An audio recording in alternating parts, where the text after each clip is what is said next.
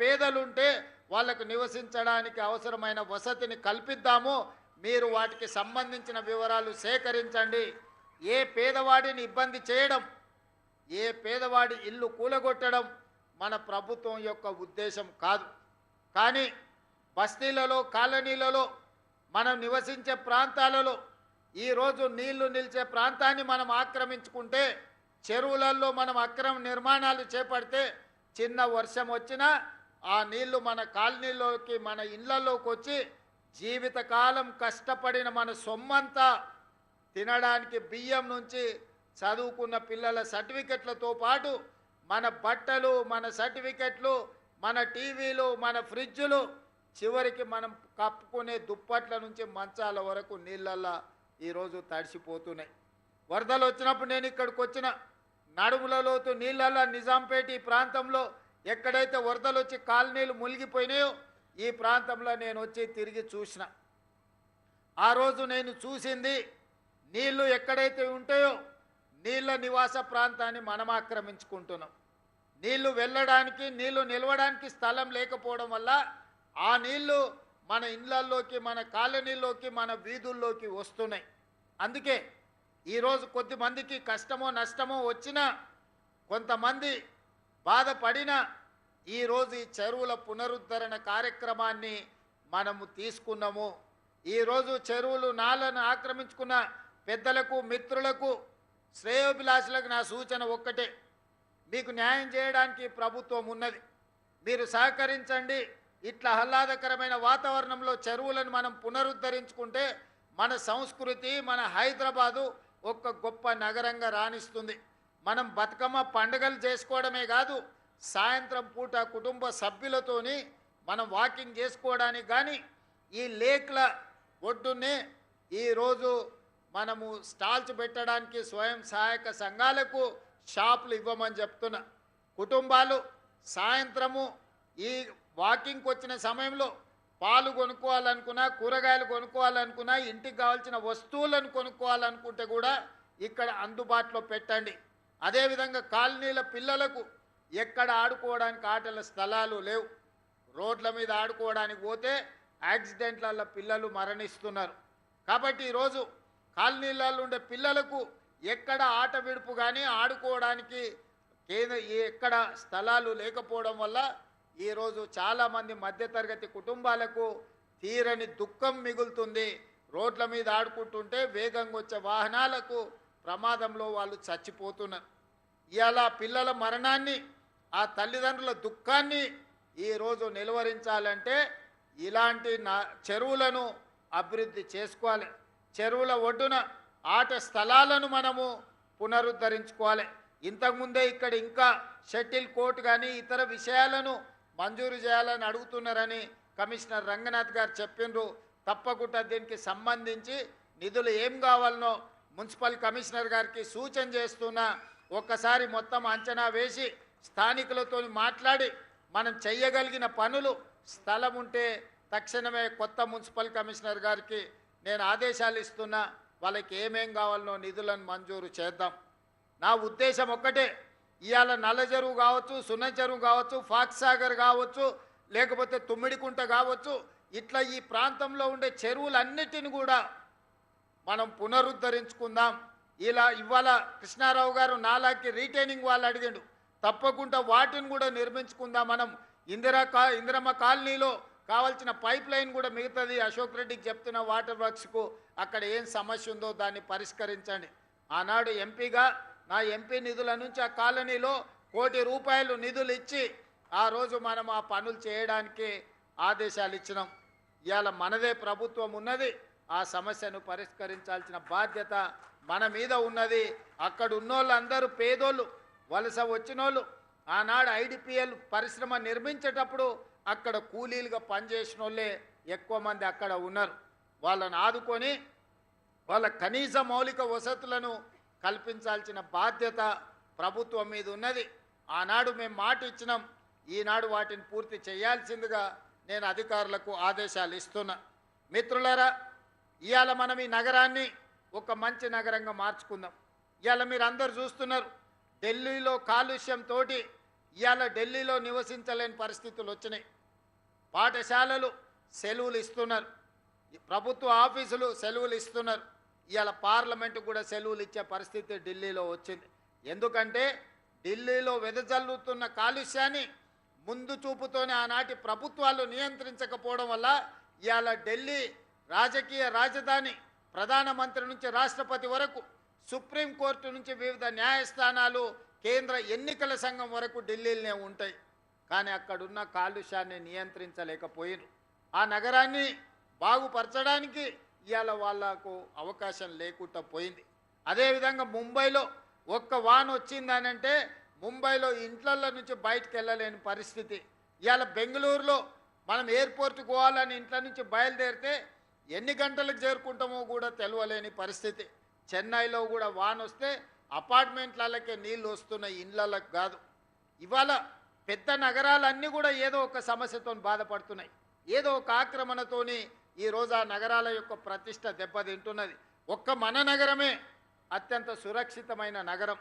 మరి ఈ నగరంలో ఆక్రమణలు కానీ, కాలుష్యాన్ని కానీ, మూసీ నది పునరుద్ధరణ కానీ మనం చేసుకోవాల్సిన అవసరం ఉన్నది. ఇవాళ మూసీ నదిని పునరుద్ధరించుకోకపోతే భవిష్యత్ తరాలు మనల్ని మన్నించవు. ఇవాళ అహ్మదాబాదులో సబర్మతి రివర్ ఫ్రంట్ కట్టుకున్నారు, ఢిల్లీలో యమునా నది రివర్ ఫ్రంట్ కట్టుకుంటున్నారు, ఉత్తరప్రదేశ్లో గంగా నది రివర్ ఫ్రంట్ కట్టుకున్నారు. వాళ్ళందరూ వాళ్ళ రాష్ట్రాలు అభివృద్ధి చేసుకొని దేశంలోనే గొప్ప రివర్ ఫ్రంట్ ఎకానమీని చేసినామంటారు. మరి మనమెందుకు మూసీ నది రివర్ ఫ్రంట్ కట్టుకోకూడదు? మూసీ రివర్ ఫ్రంట్ చేసేటప్పుడు పేదవాళ్ళకి ఎవరికైనా ఇబ్బంది వస్తే తప్పకుండా వాళ్ళకు న్యాయం చేద్దాం, వాళ్ళకి నష్టపరిహారం ఇద్దాం. వాళ్ళ ఒకవేళ ఇల్లు కోల్పోతే నివసించడానికి అవసరమైన ఇళ్ళ కోసం ఏం చేయాలనో మనం ఆలోచన చేద్దాం తప్ప మూసీ నది ప్రక్షాళన చేయొద్దని ఎవరన్నా అంటే అది నగరానికి మనం చేస్తున్న అన్యాయంగా మారుతుంది. అందుకే మిత్రులారా, ఇవాళ నా సూచన ఒక్కటే, ఈ వేదిక మీద నుంచి ఈ మహానగరంలో core urban reason outer ring road లోపల ఈరోజు 3 కమిషనరేట్లు వచ్చినాయి. హైదరాబాద్ కమిషనరేట్, సైబరాబాద్ కమిషనరేట్, మల్కాజ్గిరి కమిషనరేట్లు వచ్చినాయి. 1,34,00,000 జనాభా ఉన్నది. వీటన్నిటిని కూడా ప్రక్షాళన చేసుకుందాం, రోడ్లు విస్తరించుకుందాం, ఫ్లైఓవర్లు కట్టుకుందాం, చెరువులను పునరుద్ధరించుకుందాం, నాలాల ఆక్రమణలు తొలగించుకుందాం, పిల్లలకు క్రీడా మైదానాలు నిర్మించుకుందాం. ఒక మంచి నగరంగా, ఒక అభివృద్ధి చెందుతున్న నగరంగా మన హైదరాబాదు నగరాన్ని మనం అభివృద్ధి పదం వైపు తీసుకెళ్దాం. ఎందుకంటే 5 ఏళ్ళు మల్కాజ్గిరి పార్లమెంట్ సభ్యుడిగా అన్ని కాలనీలు, అన్ని బస్తీలు తిరిగిన, ఇక్కడున్న కార్పొరేట్ కౌన్సిలర్ స్థాయి నాయకులతో కూడా నాకు వ్యక్తిగతంగా పరిచయాలు ఉన్నాయి. బస్తీలలో బస్తీ నాయకులతో నాకు వ్యక్తిగత సంబంధాలు ఉన్నాయి. అందరిని నేను గుర్తుపడతా, బస్తీల సమస్యలు నాకు తెలుసు. ఇవాళ నా సూచన ఒక్కటే, పని చేయించుకోకపోతే మీదే తప్పు. పని చేయడానికి నేను సిద్ధంగా ఉన్నా, నిధులు విడుదల చేయడానికి నేను సిద్ధంగా ఉన్నా. మీకు మంచిగా యాక్టివ్గా పనిచేసే కమిషనర్లను మీకు ఇచ్చిన, మీ సమస్యల్ని వినే అధికారులను మీ దగ్గరికి పంపించిన, జోనల్ కమిషనర్లు కానీ, మున్సిపల్ కమిషనర్ కానీ, పోలీస్ కమిషనర్ను కానీ, డీసీపీలను కానీ ప్రజలతో కలిసిపోయి ప్రజల సమస్యల్ని విని ఈ ప్రాంతాన్ని అభివృద్ధి పదం వైపు నడిపించే మంచి అధికారులను మీకు ఇచ్చిన. మీరు సమన్వయం చేసుకోండి, మీరు అనుమతులు తెచ్చుకోండి, అభివృద్ధిని అడ్డుకోకండి. ఎవరికైనా ఏదన్నా ఇబ్బంది ఉంటే నా దృష్టికి తీసుకురండి. వీళ్ళకి నష్టం జరిగింది, ఈ నష్ట పరిహారాన్ని ఏదో విధంగా ప్రభుత్వం నుంచి అందే విధంగా. ఇవాళ స్థలం ఎవరిదైనా నిజంగా పట్టా ఉండి యజమాన్యపు హక్కులు ఉంటే వాళ్ళకి టీడీఆర్ ఇద్దాం, వాళ్ళని ఏ విధంగా ఆదుకుందామో చెప్పండి. వాళ్ళకి నష్టపోయిన వాళ్ళని బాధ పెట్టాలనేది మన ఉద్దేశం కాదు. ఎవరికైనా నష్టం జరిగితే నష్టాన్ని పూడ్చే పని చేద్దాం, కానీ అభివృద్ధిని మాత్రం అడ్డుకోకండి. ఇవాళ ఇప్పుడు గిన మనం చేసుకోకపోతే ఇంకెప్పుడూ చెయ్యరు. మీరందరూ చూసారు గతంలో కానీ ఇప్పుడు కానీ. ఈరోజు మనం చెయ్యాలని ఒక నిర్ణయానికి వచ్చినాం. దయచేసి సహకరించండి, రోడ్ల విస్తరణకు కూడా సహకరించండి. రోడ్డు వైడనింగ్లో ఎవరు ఆస్తి పోయినా వాళ్ళకి నష్టపరిహారం ఇద్దాం. ఫ్లైఓవర్లు ఫాస్ట్గా కట్టుకుందాం. 5 ఏళ్ళు 10 ఏళ్ళు ఫ్లైఓవర్లు కట్టకుంటుంటే తీవ్రమైన ఇబ్బందులు, యాక్సిడెంట్లలో చాలామంది చచ్చిపోతున్నారు. ఇవాళ చెరువులు కానీ, నాలాలు కానీ, రోడ్లు కానీ, ఫ్లైఓవర్లు కానీ బ్రహ్మాండంగా మీ ప్రాంతాన్ని అభివృద్ధి చేసుకోండి. ఏదున్నా నా దృష్టికి తీసుకురండి. అప్పో సప్పో తల తాకట్టు పెట్టైనా నిధులు తెచ్చిచ్చే బాధ్యత నాది ఈ ప్రాంతానికి. ఎందుకంటే మీరందరు కష్టకాలంలో నేను ఇక్కడికి వచ్చినప్పుడు నన్ను ఎంపీగా గెలిపించి ఢిల్లీకి పంపించారు. నాకు ఆ కృతజ్ఞత ఎప్పటికీ ఉంటుంది. కష్టంలో ఉన్నప్పుడు నన్ను నిలబెట్టిండ్రు. రాజకీయంగా నేను ఇబ్బందిని ఎదుర్కొంటున్నప్పుడు నన్ను మీరందరూ అండగా నిలబడి నన్ను నిలబెట్టిండ్రు. నన్ను నిలబెట్టిన మీకు సేవ చేసే అవకాశం ఈరోజు నాకు దక్కింది. కాబట్టి ఈ ప్రాంతానికి రాజకీయాలకు అతీతంగా నేను అభివృద్ధి కార్యక్రమాలు చేస్తా. మంచి అధికారులను నియమించిన బాగా పని చేయించుకోండి. ఏం కావాలన్నా నన్ను అడగండి, మంజూరుని చేయడానికి నేను సిద్ధంగా ఉన్నా. ఏదైనా మీరు పనులు చేయించుకోవడానికి నా దగ్గర రండి. నా సూచన ఒక్కటే, ఇంత మంచి కార్యక్రమం ఈరోజు మా అక్కలు మా చెల్లెళ్ళు అందరూ ఉన్నారు, మా పెద్దమ్మలు ఉన్నారు. ఇంట్లో అప్పుడప్పుడు కోడలతో పంచాయతీ అయితే ఇట్లా మనవని తీసుకొని వచ్చి ఇట్లా తిరిగిపోతే ప్రశాంతంగా ఉంటుంది. పిల్లలు కూడా చిన్నపిల్లల్ని తీసుకొని వచ్చి ఆడించుకుంటే వాళ్ళకు కూడా ఆడిపించుకుంటే ఒక మంచి వాతావరణం. ఇంటి పక్కలతో మాట్లాడాలంటే కూడా కష్టం. నలుగురు పెద్ద మనుషులు వచ్చి ఇట్లా బెంచ్ల మీద కూర్చొని జర సాధక బాధకలు మాట్లాడుకుంటే మనసు అల్కగా అవుతుంది. చిన్న చిన్న కొడుకు సరిగ్గా పట్టించుకోకపోయినా, కోడలమ్మ ఎప్పుడైనా కోపమైనా, టిఫినో ఛాయో అడిగితే ఇవ్వకపోయినా ఇట్లా నడుచుకుంటూ వస్తే ఆడ ఛాయ్ తాగొచ్చు, ఆడ కూరగాయలు కొనుక్కోవచ్చు, ఇట్లా ఒక రౌండ్ తిరిగిపోతే ఆరోగ్యం కూడా మంచిగా ఉంటుంది, వాతావరణం బాగుంటుంది. ఒక్క వాన వస్తే నల్లజెరువు మొత్తం నీళ్లు నిండి అద్భుతంగా కనిపిస్తుంది. మీరు ట్యాంక్ బండ్ పోయి చూడాల్సిన పని లేదు. ట్యాంక్ బండ్ వల్లే మీ దగ్గరకు వచ్చి చూసినంత గొప్పగా ఈరోజు నల్లజెరువు అభివృద్ధి అయింది. భవిష్యత్తులో ఫాక్ సాగర్ కానీ ఇవన్నీ మనం అభివృద్ధి చేసుకుందాం. అందుకే మిత్రులారా, కొంచెం ఆలస్యమైంది నాకు ఇతర కార్యక్రమాలతోటి. ఏది ఏమైనా మీ సహకారం ఉంటే ఈ నగరాన్ని అభివృద్ధి పదం వైపు నడిపిద్దాము. ఈ నగరం ఒక మంచి నగరం, ఈ ప్రాంతాన్ని అభివృద్ధి చేద్దాం.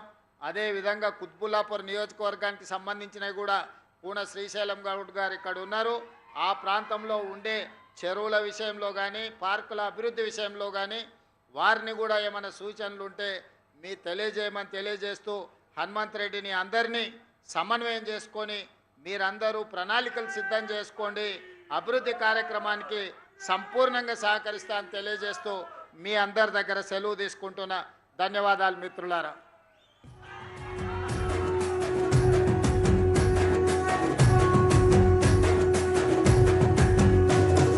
మూడు రంగుల జెండా బట్టి సింగమోలే కదిలేనాడు ఒక్కరో కాంగ్రెస్ సూర్యుడు మన రేవంత్ అన్న నిగ్గదీసి అడిగే మునగాడు.